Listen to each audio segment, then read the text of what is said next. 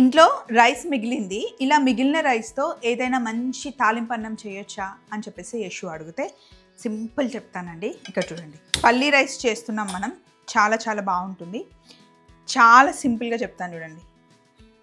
కొన్ని పల్లీలు తీసుకున్నాను, ఒక 2 గుప్పెళ్ళ పల్లీలు తీసుకున్నాను. ఇలా దోరగా వేయించుకోవాలి. ఇప్పుడు వీటిని మిక్సీ జార్లోకి షిఫ్ట్ చేసేస్తున్నా, కొంచెం చల్లగా అవ్వాలి.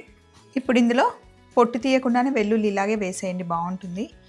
అలాగే సగం స్పూను జీలకర్ర, ఒక 1 టీ స్పూన్ కారం, అలాగే తీసుకున్న పల్లీలకి కారంకి సరిపడా ఉప్పు వేసేసుకోవాలి. దీన్ని ఇప్పుడు మనం ఒకసారి పౌడర్ చేసుకోవాలి. మొత్తం ఫైన్ పౌడర్ కాదు, కొంచెం దానా దానాగా పలుకు పలుకుగా చేసుకోవాలి. సో ఇలా పట్టుకున్న తర్వాత ఇప్పుడు పొయ్యి మీద నేను కడాయి పెట్టాను. దీంట్లో నూనె అయినా నెయ్యి అయినా దేంతో అయినా మీరు తాలింపు చేసుకోవచ్చు. నేనైతే నూనె వేశాను. నూనె కాస్త వేడెక్కిన తర్వాత ఆవాలు, జీలకర్ర, అలాగే కాస్త శనగపప్పు, మినప్పప్పు వేసి కొంచెం వేగనివ్వాలి. ఇందులోనే ఎండుమిరపకాయలు కూడా వేసేసుకోండి, కరివేపాకు.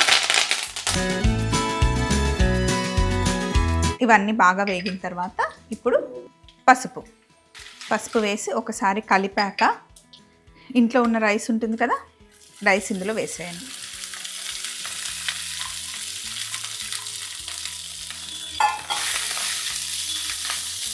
రైస్తో పాటు తయారు చేసుకున్న పొడి కూడా కలిపేసుకోవాలి. ఇప్పుడు మొత్తం ఒకసారి బాగా మిక్స్ చేయండి.